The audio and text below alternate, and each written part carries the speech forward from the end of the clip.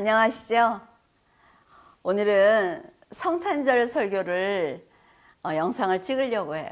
그래서 미용실도 갔다 오고 이렇게 예쁜 옷도 샀어요. 어때요? 잘 어울려요? 여러분들한테 잘 보이고 싶어서, 그리고 우리 예수님의 탄생을 진심으로 기뻐하고 싶어서 저도 이렇게 많이 꾸며봤어요. 여러분들도 오늘 성탄절 여러 가지 행사를 하실 텐데 기쁜 마음으로, 그리고 또 즐거운 마음으로 오늘 하루를 보내시기를 바랍니다. 네, 설교하겠습니다. 성탄절은 그리스도를 믿는 성도들이 예수님의 탄생을 기뻐하면서 하나님의 아픔과 예수 그리스도의 희생과 성령님의 인도하심을 기억하는 날입니다. 예수님께서는 하나님의 계획대로 인간의 죄를 대속하시고 부활하셨으며 많은 사람들이 보는 앞에서 승천하셨습니다. 이런 놀라운 하나님의 사랑을 받은 성도들은 이 날을 기억하면서 다시 한번 그리스도께 감사하는 마음을 가져야 할 것입니다. 달은 원래 둥근 모양이지만 나라마다 다르게 보인다고 해요. 왜냐하면 달은 위도에서 보기 때문입니다. 같은 시간에 초승달을 보더라도 북반구와 적도와 남반구에서 보는 위치에 따라 달이 왼쪽, 오른쪽으로 휘어져 보이는 것입니다. 이 세상도 마찬가지라고 생각을 해요. 살아가면서 만나는 문제를 어떻게 해석하느냐에 따라서 영적인 방법으로 접근하기도 하고 육적인 방법으로 접근하기도 합니다. 접근 방법에 따라서 우리에게 가장 중요한 사후가 결정되는 것입니다. 하나님께서는 언제나 동일한 사랑을 우리들에게 주시지만 우리들의 믿음에 따라서 하나님이 다르게 보이는 것입니다. 내 삶이 힘들면 하나님이 멀리 있는 것처럼 보인단 말이죠. 그리고 내 삶이 편안하면 바로 곁에서 무엇이든지 도와주시는 아버지처럼 보일 것입니다. 지금 여러분이 만난 하나님은 어떤 모습입니까? 보름달처럼 크게 보이거나 아니면 초승달처럼 작게 보이기도 하겠지만 하나님은 우리가 그렇게 보는 것임에도 불구하고 하나님은 언제나 동일한 모습으로 우리들의 곁에 계십니다. 많은 선지자들이 초림 예수에 대해서 예언을 했을 때 사람들은 자신들을 도와주실 메시아가 오실 것이라고 막연하게 믿었습니다. 그렇게 기다렸던 초림 예수께서 자기 백성들의 죄를 위해서 이 세상에 오신 거예요. 그리고 백성들 앞에서 하나님의 나라와 의와 구원에 대해서 선포하셨습니다. 예수 그리스도를 믿어야만 죄사함을 받을 수가 있으며 천국에 들어갈 수 있다고 가감없이 우리에게 전해주셨지만 사람들은 그의 겉모습이 너무나 초라하기 때문에 거절한 것입니다. 예수님께 직접 복음을 들은 사람들의 반응은 노아가 홍수 심판을 전할 때 조롱했던 사람들의 반응과 전혀 다르지 않았습니다. 그들 중에는 그리스도를 하나님의 아들이라 고백한 사람도 있었지만 조롱하고 핍박하는 사람들도 있었습니다. 이것을 보면 예수님은 선과 악, 그리고 구원과 심판을 가르는 기준입니다. 말씀을 듣고 믿음을 고백을 할 때 그리스도로 인해 구원을 받을 수가 있단 말이죠. 예수님은 항상 구원의 중심에 계시는 분입니다. 누가복음 23장 39절에서 40절을 보면 달린 행악자 중에 하나는 비방하여 이르되 내가 그리스도가 아니냐 너와 우리를 구원하라 하되 하라는 그 사람을 꾸짖어 이르되 내가 동일한 정죄를 받고도 하나님을 두려워하지 아니하느냐. 예수님께서는 이 땅에 오셔서 가장 최악의 형벌을 받으셨습니다. 죄가 없는 예수님이 인류의 죄를 모두 담당하셨고 십자가를 치신 것입니다. 그럼에도 예수님의 희생에 감사하는 사람은 없었단 말이에요. 따라다니던 제자들 역시 예수님이 행한 수많은 기적을 보았고 말씀도 들었지만 살아남기 위해서 예수님을 버리고 말았습니다. 영원한 나라와 새 생명의 확신이 없었던 그들은 두려움이 너무나 컸던 것입니다. 그것을 아시기에 십자가를 지고 난 후에 부활하실 것이라고 미리 알려주셨어요. 실제로 부활하셨습니다. 그리고 제자들에게 나타나서 믿음의 확신을 주신 거예요. 사탄의 종으로 살던 사람들에게 하나님의 나라와 구원을 알려주는 것은 이렇게 많은 시간과 노력이 필요한 것입니다. 하나님께서 우리를 그냥 불러서 그냥 구원하신 것 아니라 말이죠. 예수님은 구원을 위해 직접 십자가를 지셨고 부활하셨으며 승천하셔서 하나님의 언약이 이루어지도록 하셨다는 것을 우리에게 모두 다 알려주셨습니다. 부활을 보고 나서야 제자들은 예수님을 그리스도로 영접할 수가 있었습니다. 그들의 순교의 모습은 처참했지만 예수님이 죄를 사해 주신 하나님이고 영원한 생명이라는 것이 믿어지자 육의 고통은 아무것도 아니었습니다. 성탄절을 맞이해서 여러분들이 이런 믿음을 갖기를 바라요. 우리는 심판의 불길 앞에서 육체로 거둔 열매들이 쭉정이처럼 타서 없어지는 것을 보아야 하는 아주 죄인들입니다. 하지만 예수님의 십자가로 인해 심판이 두렵지 않은 거룩한 존재가 된 것입니다. 그렇기 때문에 우리는 십자가 외에 결코 자랑할 것이 없어요. 십자가를 지신 예수님 곁에 두 사람의 행악자가 달려 있었습니다. 그들은 가장 처참한 십자가 사형 언도를 받은 사람들이에요. 그리고 죽어야만 내려올 수 있는 십자가의 형벌을 받았습니다. 지금 십자가에 묶여 있는 거예요. 여러분이 십자가에 달린 그들의 복잡한 마음을 헤아리면서 이들의 말을 우리가 듣는다면 예수님께 간청하는 말이든 조롱하는 말이든 조금은 그들이 이해가 될 것입니다. 십자가에 달린 한 강도는 예수님을 조롱했습니다. 네가 정말 예수 그리스도라면 거기에 매달려 있지 말고 내려와서 우리를 구원하라고 소리를 쳤어요. 십자가 형벌을 받은 예수님에게 이렇게 고함을 지르는 것을 보면 그는 그리스도를 믿지 않는 사람으로 보입니다. 우리는 지금 편의상 좌편 강도, 우편 강도라고 부르고 있지만 성경에는 달린 행악자 중에 하나가 그리스도를 조롱했다 이렇게 기록하고 있습니다. 성경이 강도라고 표현하고 있는 이 사람들은 십자가에 매달려 있기 때문에 남의 물건을 빼앗았거나 사람을 해친 도둑 정도로 우리는 지금까지 알고 있었습니다.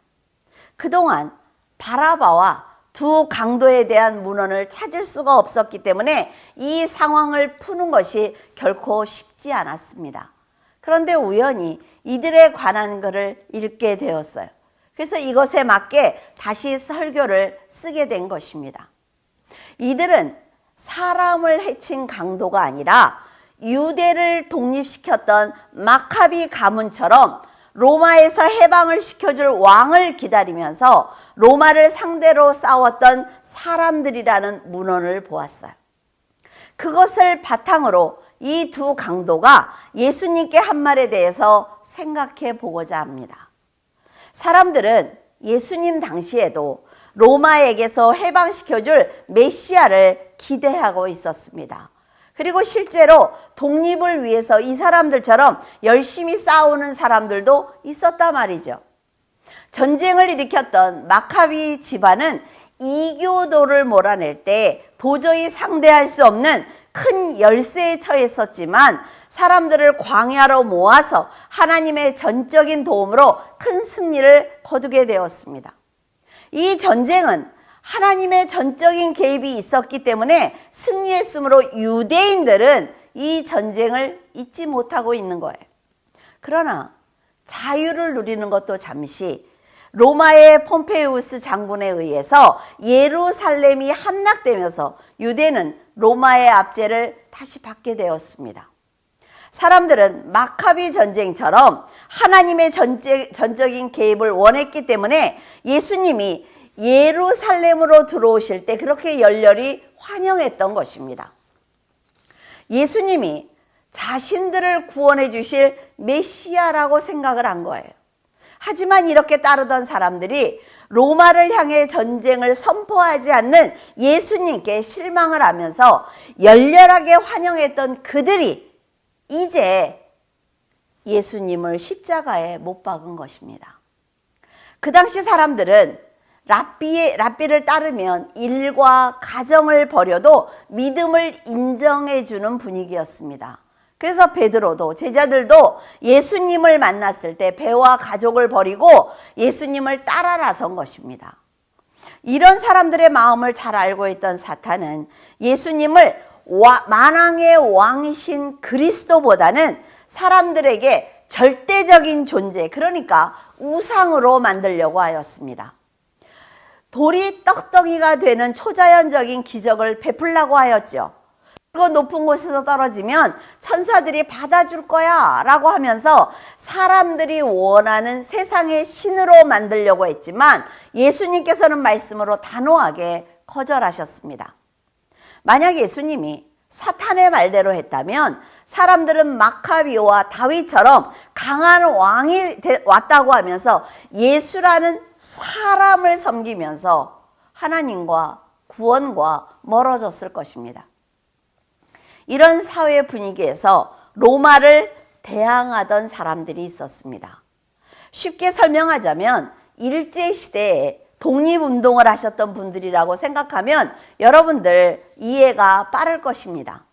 나라 안에서, 나라 밖에서 우리나라의 독립을 위해서 싸우던 분들을 모두 우리는 독립운동가라고 얘기를 합니다. 이처럼 강도들도 이스라엘의 독립을 위해서 싸웠던 사람들이라 말이죠. 예수님과 바라바 중에 누구를 놓아주면 좋겠느냐라고 물었을 때 빌라도에게 사람들은 바라바를 놓아달라고 말을 했어요. 여러분들이 이것이 이해가 됩니까? 정말 사람들을 해치는 강도라면 사람들이 바라바를 놓아달라고 말하지 않았을 거예요. 예수님과 함께 십자가를 진 이 두 강도를 이해하기 위해서는 그 당시의 상황을 잘 이해해야만 합니다. 예수님께서 사역하셨던 시기는 AD 30년경이지만 사복음서를 기록한 그 시기는 AD 70년에서 90년경이기 때문에 그러니까 70년, 그렇죠? 그렇게 지나고 난 다음에 사복음서가 기록이 된 거예요. 그렇기 때문에 그 당시에도 로마의 지배를 받고 있었습니다. 그래서 유대 모든 문헌은 로마의 검열을 받아야 됐어요. 그러니까 로마를 대항하던 사람들을 의로운 사람이다라고 표현할 수가 없었단 말이죠. 그래서 강도라고 표현했다라고 기록하고 있습니다. 예수님과 바라바 중에 누구를 너희에게 주면 좋겠느냐고 물었을 때 예수님께 실망한 사람들은 바라바라고 소리를 쳤습니다. 바라바 역시 강도들처럼 로마에 대항했던 사람이라는 기록을 전해 보았습니다. 하지만 전체적인 설명을 찾을 수가 없어서 말씀을 전할 수가 없었어요. 이 강도들을 설명하기 위해서 지금까지 여러분에게 긴 설명을 드렸습니다. 이들은 나라를 해방시키기 위해서 로마에 항쟁한 사람들입니다. 이 사람들이 지금 십자가에 달려있는 것을 보면 이들은 로마 군인들에게 체포가 되어서 인생의 마지막 순간을 맞이하게 된 것입니다. 그러나 마지막 순간에 두 사람의 말과 행동은 전혀 다르게 드러났단 말이죠. 이것으로 그들의 신앙과 인격이 어떤지 우리는 쉽게 알 수가 있습니다. 여러분, 그 사람이, 여러분들이 아는 그 사람이, 처음 만난 그 사람이 어떤 사람인지 알고 싶거든 그 사람이 평상시에 하는 말과 행동을 보면 쉽게 알 수가 있어요. 선과 악, 감정은 감추려고 해도 쉽게 감출 수 있는 것이 아닙니다. 나라를 위해서 목숨을 바쳤다고 해도 사후는 믿음으로 결정이 됩니다. 하기 때문에 이들이 구원을 받느냐, 받지 못하느냐 하는 것은 그들의 신앙에 달린 거예요. 두 강도와 함께 예수님이 십자가에 달려 계신 것을 보면 하나님께서는 또다시 그들에게, 나라를 위해서 최선을 다해서 열심히 산 그들에게 구원받을 기회를 다시 한번 주셨다라는 것을 알 수가 있습니다. 한 강도가 예수님께 소리를 칩니다. 네가 그리스도가 아니냐. 그는 아마도 평생 자기 자신보다 다른 사람과 나라를 위해서 헌신한 사람일 거예요. 여러분, 자기가 얼마나 열심히 선하게 살았는지 자부하지 않았겠습니까? 그런데 지금 비참하게 죽는 것이 억울해서 자신을 살려보라고 지금 소리를 치고 있는 것입니다. 그는 나라를 위해서 자신을 희생하며 편안하게 쉬지도 먹지도 못하면서 죽을 힘을 다해 로마 군인들과 싸우는 인생을 살았을 것입니다. 비록 십자가에 매달려 있지만 나라를 위해 헌신하다가 죽는 자신을, 저 사람들은 나를 존경할 거야 라는 생각을 했을 것이므로 자기가 지금 십자가에 매달려 있지만 한 점 부끄러움이 없다는 여러 감정이 있었을 것입니다.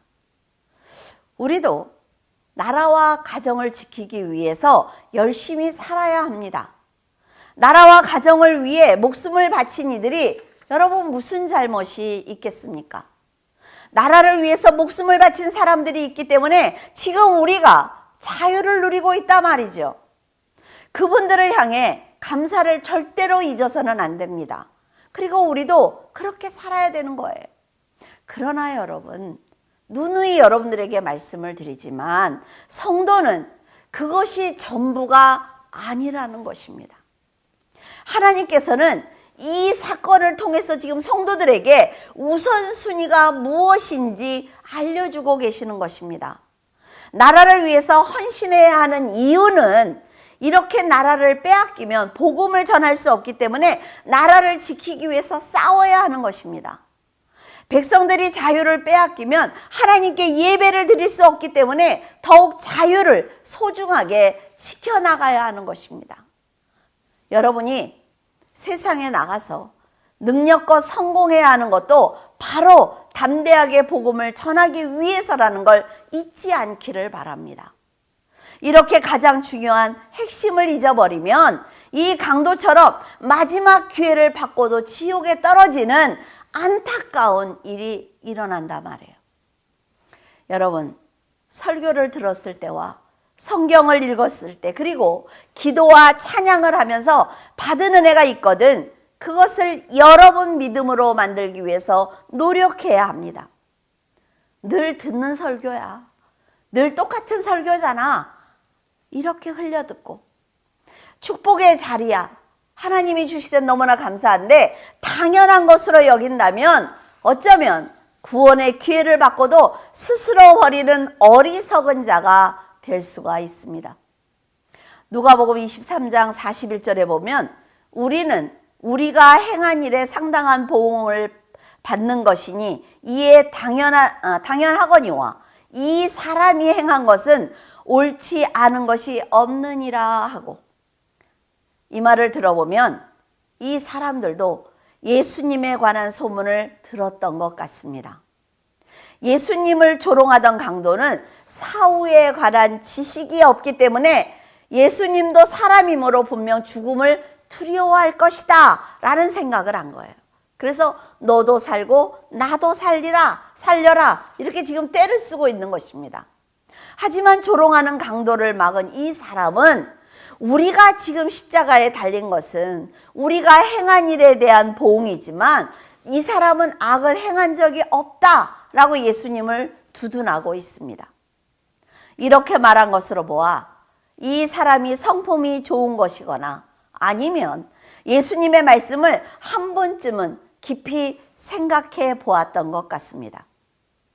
정말 자기가 하고 있는 일이 선한 일이라고 생각을 해서 자기는 평생 열심히 살았는데 죽음의 순간을 맞이하자 인생이 얼마나 덧없는 것인지 깨달았던 것 같습니다. 그리고 자신은 사후에 어떻게 될 것인지 분명히 궁금했을 거예요. 그래서 당신의 나라에 임하실 때 나를 기억해 달라고 간구했을 것입니다. 나라의 독립을 위해서 강한 의지를 가지고 굳센 목표를 향해 달렸기 때문에 예수님의 말이 허무맹랑하게 들렸을 수도 있습니다. 지금 나라를 빼앗겨서 당장 백성들이 고통을 당하고 있는데 죽어서 가는 하나님의 나라에 관심을 갖는다는 것이 한가한 말로 들렸을 수도 있어요. 그러나 십자가에 달려서 죽음을 맞이하게 되자 그렇게 멀게만 느껴졌던 하나님의 나라에 가는 것이 남의 일이 아니라는 생각을 했을 것입니다. 하나님의 아들이라고 주장하던 예수, 모든 인류의 죄를 감당하고 어린 양이 되신 예수가 진실로 그리스도일지도 모른다는 믿음이 생긴 것입니다. 이 두 강도는 똑같이 나라를 위해서 목숨을 버린 위대한 사람들입니다. 그러나 지금 세상에 그렇게 열심히 살다가 그 복잡한 세상의 일을 강제로든 자의든 손에서 놓아버리자 죽음을 앞에 둔 현실에서 그리스도를 믿을 것인지 아니면 그리스도를 버릴 것인지 단순한 문제만 남았습니다. 이것이 모든 인간들에게 적용된다 말이죠. 시대를 막론하고 세상 사람들이 인생의 답을 찾기 위해서 지식과 지혜와 윤리를 통해 추구하던 문제의 답은 오직 예수 그리스도입니다. 세상에서 뛰어난 학식을 가지고 있는 사람이 이 문제의 답을 찾지 못하는 것은 그들 안에 그리스도가 없기 때문입니다. 여러분, 의지와 목표는 자유롭게 내가 결정할 수 있을 때 자신의 것입니다. 지금 여러분들 어떻습니까? 내가 건강하고 내가 재물이 있으니까 내가 결정하면 돼. 나는 나야. 이런 말을 하지요. 그러나 여러분들이 자유로울 때 그것도 결정할 수 있는 특혜를 받는 거예요. 이들은 지금 십자가에 어때요? 손과 발이 다 못 박혀 있습니다. 그런 지금 의지와 목표보다는 육체를 벗었을 때 자기가 어떻게 되느냐에 관해서 지금 관심을 갖게 되는 것입니다. 인생은 누구나 자신이 원하는 대로 결정할 수 있습니다. 그러나 천국은 그리스도를 믿는 믿음이 없다면 절대로 들어갈 수 없는 곳입니다. 그는 예수님을 끝까지 조롱하고 있는 강도에게 죽는 순간에도 너 자신의 죄를 보지 못하느냐고 책망하고 있습니다. 예수님을 어떤 관점에서 바라보느냐에 따라서 두 사람의 행동이 이렇게 다르다 말해요. 이들을 보면 예수님을 만났다고 믿음이 생기는 것이 아니라는 것입니다. 내가 교회를 다니고 있다고 해서 내가 예수 그리스도를 믿는 것이 아니라 말해요. 왜? 내가 우편에 있느냐? 내가 좌편에 있느냐? 내가 염소냐? 내가 양이냐? 무엇으로 가름이 됩니까? 그것은 오직 믿음입니다. 예수님은 이 세상에 있는 자기의 백성들을 구원하시고 그들의 왕이 되기 위해서 이 땅에 오셨지만 이 강도처럼 환영하지 않는 사람들이 있었습니다. 그럼에도 마지막 순간에 믿음을 고백한 강도를 구원해 주신 것입니다. 여러분, 구원에 필요한 것이 무엇인지 아시겠습니까? 지금 너무 바빠서 예수님께 나올 시간이 없다고 말하고 있습니까? 내가 하나님께 기도를 드리는 것보다 내가 지금 해야 될 일이 더 급해서 기도 드릴 시간이 없다고 말하고 있어요? 예수님보다 지금 하는 일과 사람이 더 중요하다는 생각을 하고 있습니까? 아니면 나 자신이 너무 중요해서 그리스도의 희생을 보지 못하고 계신 건 아닌지 돌아보기 바랍니다. 여러분에게 세상에서 열심히 살지 말라는 말이 아니라 말이에요. 하나님 나라의 문을 열 수 있는 열쇠가 바로 그리스도라는 것을 지금 가르쳐 드리고 있는 것입니다. 열심히 살되 무엇을 위해서 열심히 살고 있는지, 내가 어떤 결정을 할 때 우선순위가 무엇인지, 그리스도를 위해서 내가 어떤 결정을 하고 있는지 잊지 말라는 것입니다. 천국이 실존하는 곳이라는 것을 알면서 그것과 별개로 내 마음대로 사는 것은 죄를 짓는 것이라 말이에요. 하나님께서는요, 여러분, 하나님의 뜻과 다른 사람들을 절대로 돕지 않습니다. 근데 여러분, 사도 바울이 뭐라 그래요? 만약 그런 사람들이 잘 되거든, 그들은 사생자라는 것입니다. 그들이 잘 되는 것을 부러워하지 말라고 하박국이 말하고 있잖아요. 우리는 세상의 모든 것을 가지고 기준을 삼기 때문에 내가 불행하고 행복한 것도 그런 세상의 기준이라 말이죠. 그러나 여러분, 예수 그리스도가 기준입니다. 예수 그리스도가 답이에요. 이 두 강도는 나라의 독립을 위해서 자신의 인생과 사랑하는 사람들까지 버리는 강한 투지를 가지고 살아왔습니다. 그들은 오직 나라가 해방되는 것 외에는 다른 것에 관심을 두지 않고 앞만 보고 달렸단 말이죠. 우리나라도 목숨을 버리신 분들로 인해 자유를 찾은 것 사실입니다. 이렇게 훌륭한 분들의 희생으로 우리가 지금 잘 살고 있는 것도 사실이에요. 늘 그분들의 희생을 잊지 말고 그 뜻을 기려서 나라를 지켜내야 합니다. 당연한 것 아닙니까, 여러분?